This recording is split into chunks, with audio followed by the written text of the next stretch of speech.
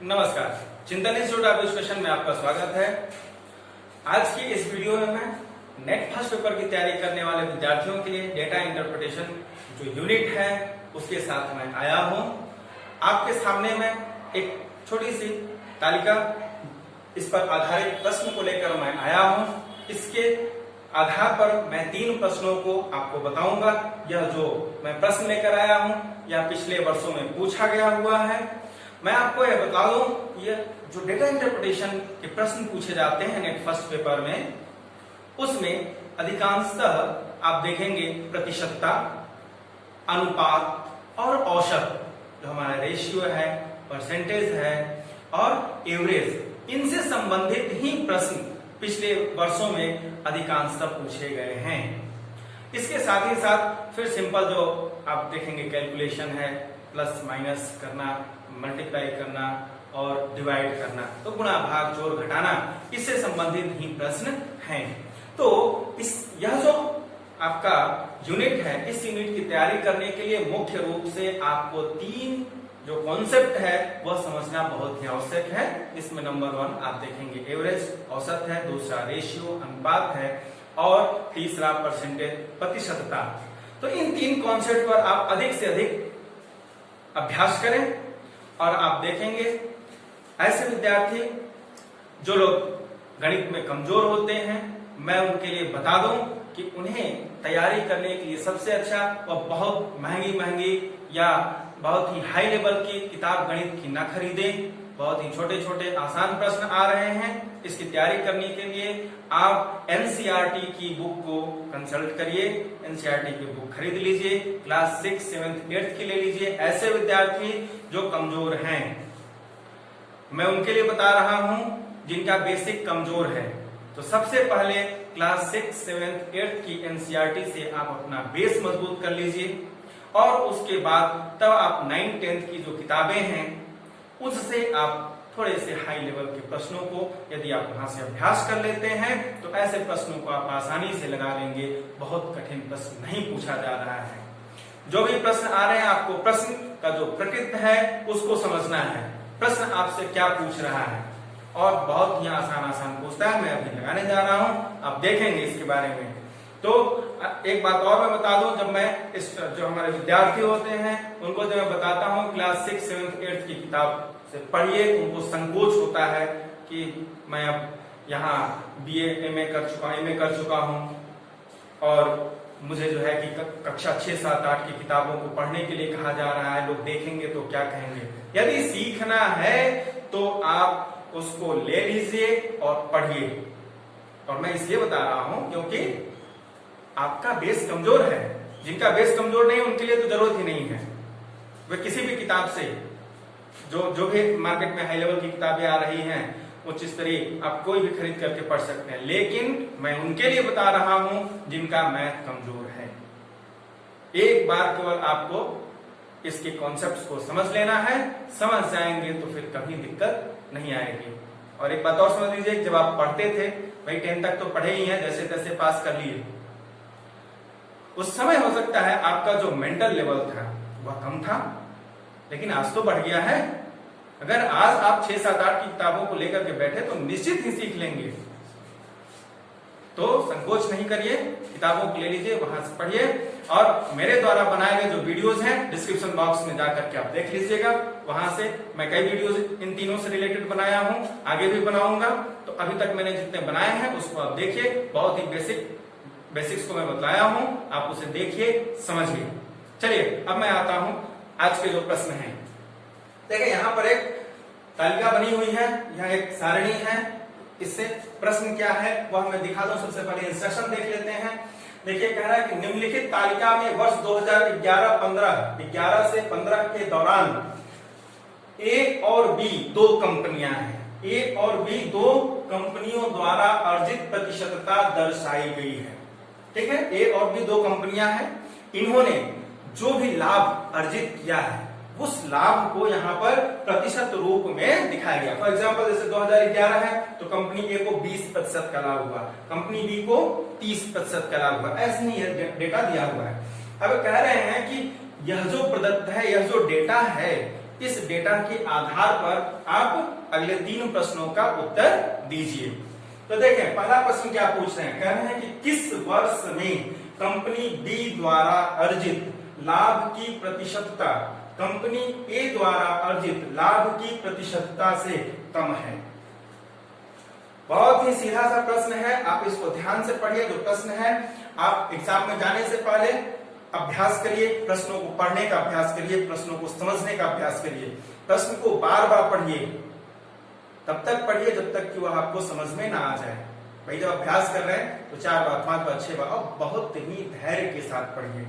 जल्दी से पढ़ करके निकल जाएंगे तो समझ में नहीं आएगा। तो देखें किस वर्ष में, सबसे पहले पूछा किस वर्ष, 11 से 15 तक में वह कौन सा ऐसा वर्ष है जिस वर्ष में कंपनी बी द्वारा अर्जित, इस कंपनी बी ने जो लाभ अर्जित किया है, कंपनी बी द्वारा अर्जित लाभ की प्रतिशतता, इसके द्वारा जो लाभ लाया गया है, जो अर्जित किया गया, वह कंपनी ए द्वारा अर्जित लाभ की प्रतिशतता से कम है। ए से कम बी का, यही पूछ रहा है कि कौन से वर्ष में बी का ए से कम है प्रतिशतता, जो उसने लाभ अर्जित किया है उसकी प्रतिशतता किस वर्ष कम है। तो देखें 2011 में ए का कितना है, 20 है, बी का कितना है, 30 है। सीधा सीधा देखिए 10% अधिक है, तो बी का 2011 में क्या है, ए से 10% अधिक है, कम नहीं है। प्रश्न पूछा है कि बी का ए से किस वर्ष कम है, तो यहां पर तो अधिक है। नेक्स्ट आइए 2012 में, यहां देखिए ए का लाभ प्रतिशत कितना है, 35%, और इसका कितना है, 40%, यहां भी अधिक है। फिर देखें 2013 में, यहाँ 45% है और इसका कितना है, 35%, यहाँ बी का जो अर्जित लाभ है वह ए से कम है। आगे और भी हम देख लेते हैं। 2014 में देखिए यहाँ 40 है, यहाँ 50 है, बी का ए से अधिक है। फिर देखें 2015 में यहाँ 25 है, यहाँ 35 है। यानी कि स्पष्ट है कि यह जो आंकड़ा है हमारा 2012 का, जहां पर कि 2013 का, 2013 में जो 45 है और ये 35, ठीक है। यह देखें 2013 में 12 में तो यहाँ 35 है, ए का 35 और बी का 40 है, 5% अधिक है।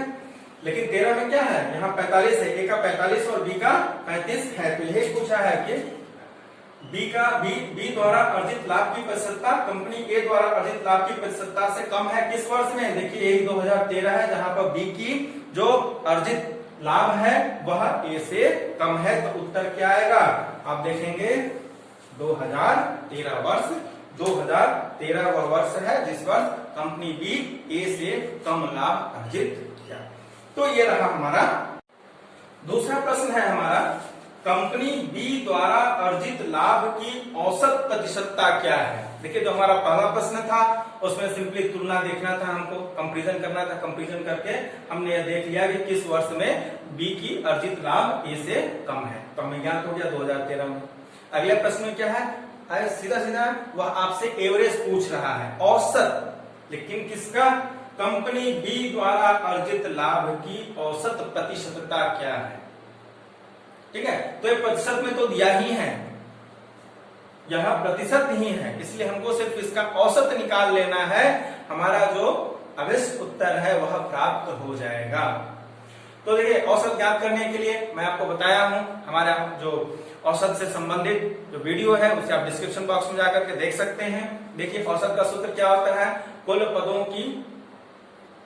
पदों का योग बटे पदों की कुल संख्या। तो यहाँ देखिए कितने पद है भाई, पद से तात्पर्य है ये जो हमारे डेटा है वो कितने हैं। तो 5 वर्ष है, 5 वर्ष का 5 डेटा हमारे पास है, 1 2 3 4 5, तो कुल पदों की संख्या हो जाएगी 5। ठीक है, कुल राशियों की संख्या हो जाएगी 5, और इन सभी पदों या राशियों का कुल योग, यही है सूत्र। औसत बराबर होता है आपका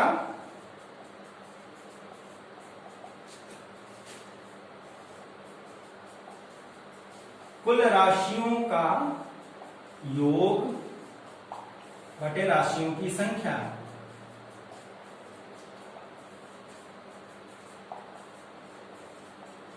यही है सूत्र हमारा।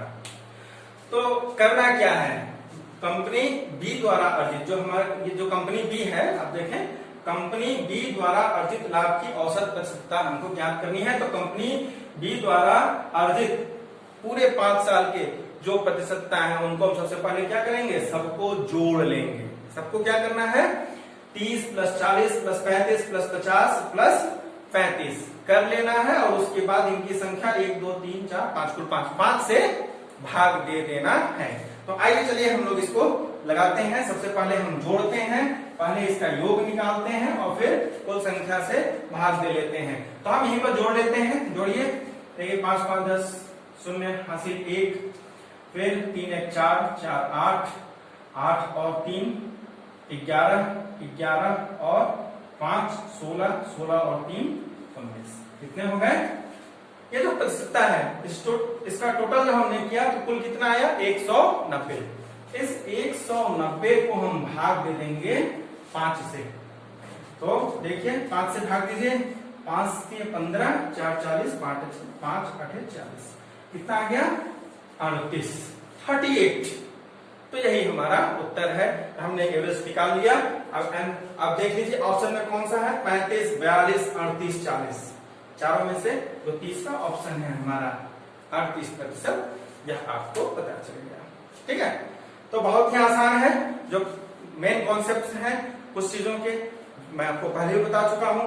यहाँ पर यह जो प्रश्न था इसमें बहुत ही एकदम सीधे सीधे आपसे प्रश्न पूछ दिया कि बी द्वारा अर्जित जो लाभ है उसका औसत आप बताइए। तो औसत के फॉर्मूले से आप इसे निकाल लेंगे, कोई कठिन नहीं है।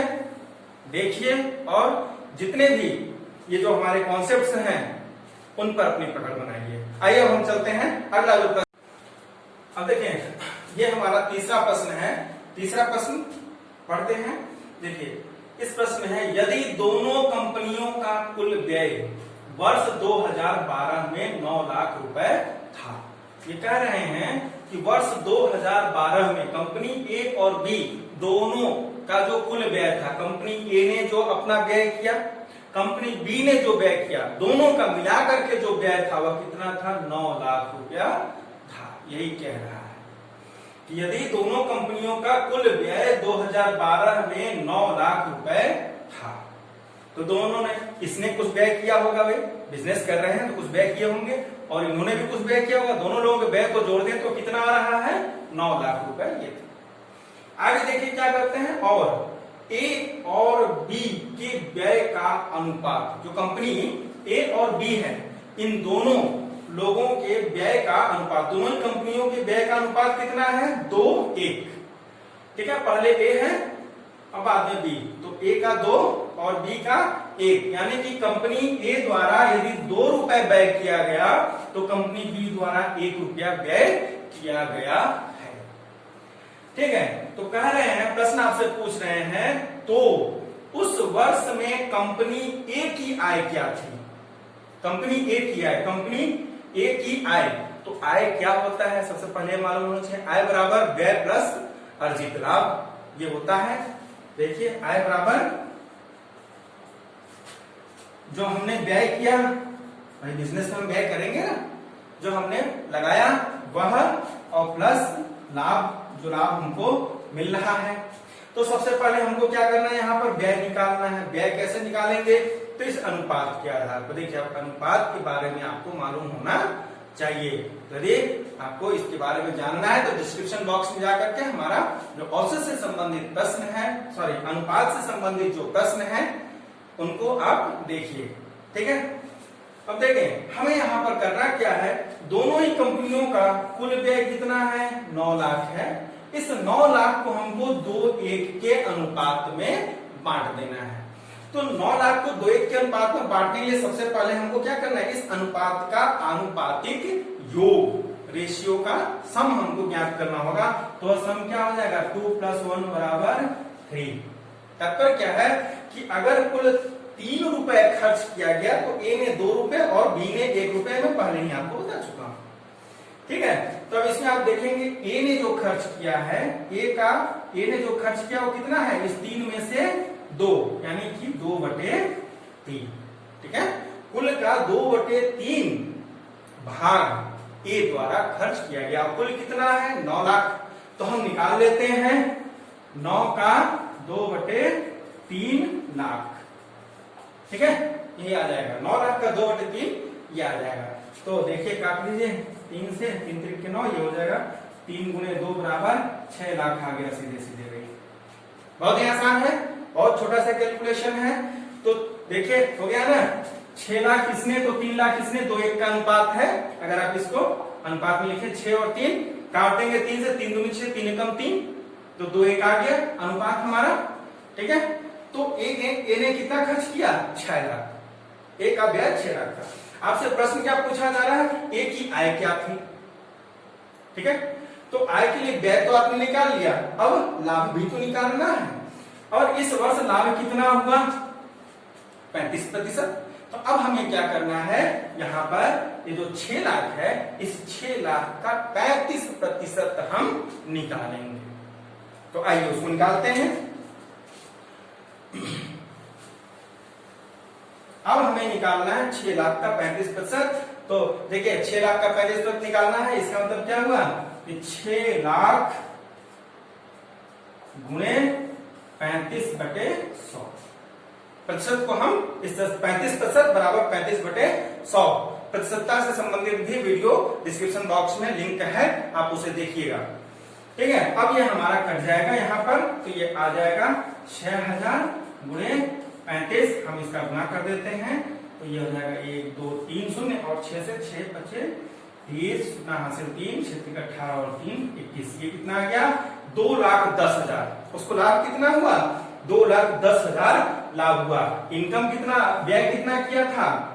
व्यय किया था 6 लाख और लाभ हुआ 2,10,000। तो कुल आय कितनी हुई? तो देखिए यहां पर अब हम जोड़ देंगे 6 लाख और प्लस 2,10,000 जोड़ दीजिए। दोनों आप अगर जोड़ देंगे तो कितना आ जाएगा? यह आ जाएगा 8,10,000। ठीक है, टोटल इसका आ जाएगा 8,10,000। ठीक है, तो यही हमारा आंसर हो जाएगा। तो इस प्रकार से आप देखेंगे कि जो हमारा नेट फर्स्ट पेपर है, नेट फर्स्ट पेपर के डेटा इंटरप्रिटेशन में इस प्रकार से आपको एक सारणी दे दिया जाता है, एक तालिका दे दिया जाता है, और उसमें जो भी डेटा दिए जाते हैं उसके आधार पर आपसे 3, 4 या 5, इसमें 5 क्वेश्चन पूछे जा रहे हैं। यह मैं जिस वर्ष का लिया हूं उसमें 3-3 प्रश्नों के 2 सारणी दिए हुए थे। तो एक मैं छोटा सा आप लोगों के लिए उदाहरण के रूप में लेकर आया था, और आप देखें इसमें, आप देखिए पिछले जितने भी आप पेपर देखेंगे इसमें 2014 के बाद से बहुत ही आसान इसी प्रकार से बहुत बड़े डेटा वाले कोई भी आपसे प्रश्न नहीं पूछे गए हैं। सब 2 अंक में ही पूछे गए हैं, बहुत है तो किसी में 3 अंक है, 3 अंक के डेटा दिए गए हैं। और वहां पर जो भी प्रश्न पूछे गए हैं वह देखिए, इस प्रश्न में भी सबसे पहला प्रश्न हमारा तो सिंपल सा था, जोड़ना ही था, हमको कंपैरिजन रूप में देखना था। दूसरे में आपने देखा एवरेज निकालना था, और तीसरे प्रश्न में देखिए रेशियो और जो प्रतिशतता है दोनों से संबंधित प्रश्न था। तात्पर्य क्या है कि आपको 3 जो कॉन्सेप्ट हैं उनको जानना बहुत ही आवश्यक है। अगर उनको जानेंगे तो डेटा इंटरप्रिटेशन से संबंधित प्रश्नों को आप आसानी से लगा लेंगे। तो आप जो भी कॉन्सेप्ट हैं उनको मजबूत करिए, और हमारी जो वीडियो है उसे आप देखें, ध्यान से देखें, निश्चित ही समझ में आएगा। बार बार देखिए और आप देखेंगे कि इस प्रकार से आप में धीरे धीरे इंप्रूवमेंट आ रहा है। चलिए धन्यवाद, देखते रहिए। और ऐसे विद्यार्थी जो पहली बार देख रहे हैं, यदि वह चाहते हैं कि मेरी अन्य जो भी आगे आने वाली वीडियोस हैं वह उन तक पहुंच सके तो वे सब्सक्राइब जरूर करें। धन्यवाद।